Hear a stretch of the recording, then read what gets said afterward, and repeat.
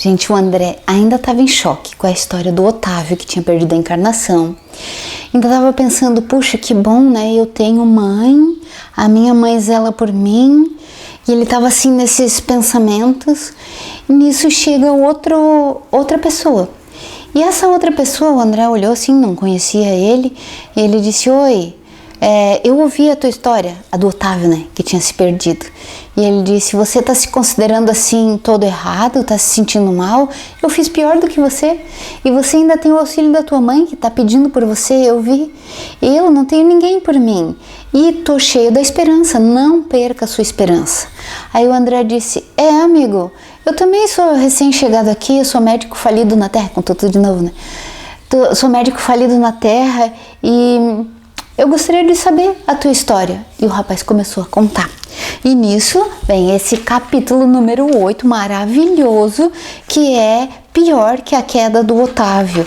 Esse rapaz que tinha chegado ali, o nome dele era Acelino. E o Acelino disse, você, falando pro Otávio, você perdeu o jogo porque não jogou. Eu perdi o jogo porque joguei errado, desastrosamente. Aí que o André ficou curioso, né? Por que será? Aí ele disse assim, bom, ao meu ver, os meus erros são muito graves. Eu me preparei também antes de ir para a Terra e quem ficou responsável da minha encarnação foi a própria ministra. Ou seja, ele tinha débitos muito grandes com essa ministra, que ela mesma estava investindo os esforços dela para que ele fizesse certo aqui na Terra. Ele tinha ganhado uma mediunidade fora do normal. Ele ia enxergar com clareza, ouvir com clareza e psicografar. Ele ia ter certeza de todas as coisas. Ele foi muito bem preparado, recebeu na Terra pai e mãe e ele ia ter casamento, porque o Otávio não estava previsto para ele casamento. Era só para ele cuidar daquelas crianças e se responsabilizar. Já esse aqui, o Aniceto, ele ia ter casamento sim, e a esposa ia ajudá-lo nessa mediunidade dele. Eles iam construir um caminho de amor, respeito e dedicação ao bem. Ele ia conseguir resgatar as coisas que ele já tinha feito, os débitos dele antigos do passado.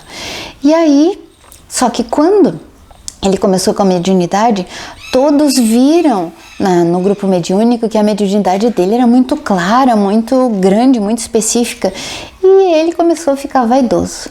E as pessoas começaram a procurá-lo para fazer perguntinhas e ele viu ali, aos 20 anos, a possibilidade de ganhar dinheiro com isso. E ele começou a vender os serviços dele.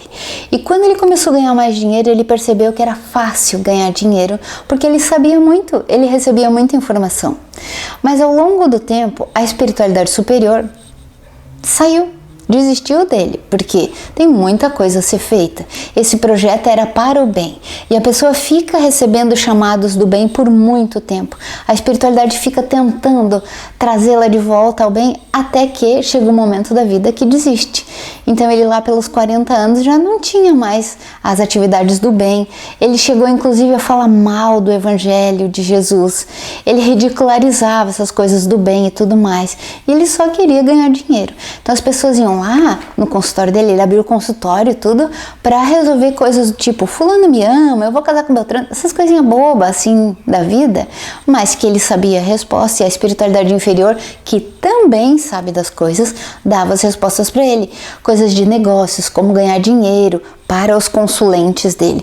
Então ele tinha uma clientela muito rica, eles pagavam bem para ele e ele se enveredou assim de cabeça, corpo e alma nesse caminho e esqueceu completamente da missão dele, dos trabalhos que ele tinha prometido fazer para Jesus.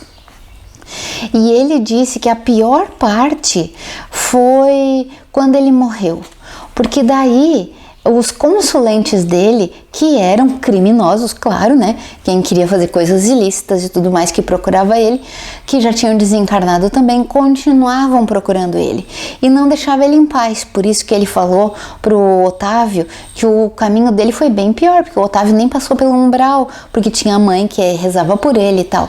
E ele ficou 11 anos no umbral, vivendo esses tormentos, porque os consulentes dele continuavam ali cobrando. Queriam que ele desse as respostas, ficavam incomodando ele, tipo 11 anos de perturbação. E ali ele disse que ele era ligado pelos elos mentais com essas pessoas, porque ele realmente recebia dinheiro para isso.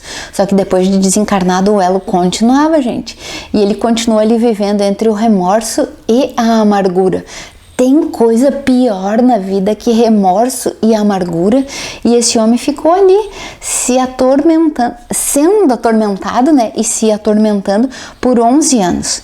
Aí o Vicente falou assim: não, amigo, não fala assim, você não se atormente desse jeito, você não cometeu nenhum assassinato, não alimentou nenhuma intenção de espalhar o mal.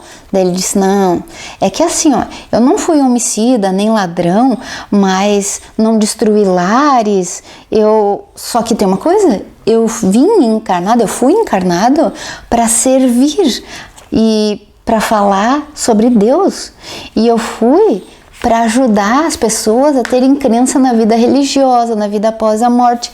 Mas o que eu fiz? Eu viciei as pessoas na religião só para a delinquência. Então, eu criei delinquentes ocultos, mutilados da fé e aleijados do pensamento. Olha o que ele disse.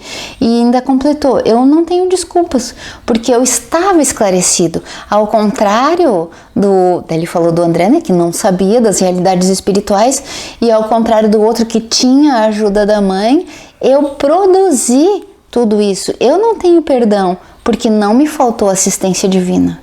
Ai, gente, dá para concluir, né, que a missão de médiuns e orientadores espirituais é grande, e que como a gente recebe muitas coisas, a gente não deve jogar fora, porque vai se arrepender, vai cair no ciclo do remorso, e ninguém queira passar por isso. Esse médium aqui tinha sido programado para a vida dele no início, ia ter dificuldade financeira, assim, todos os médiuns, todo mundo que passou lá por esse ministério com essa função de esclarecer, de ajudar, de colocar as pessoas no caminho do bem, tem dificuldade financeira, tem dificuldade familiar, tem sim. Só que para esse médium aqui, tinha sido programado facilidades financeiras para ele depois de um tempo. Só que ele não quis esperar.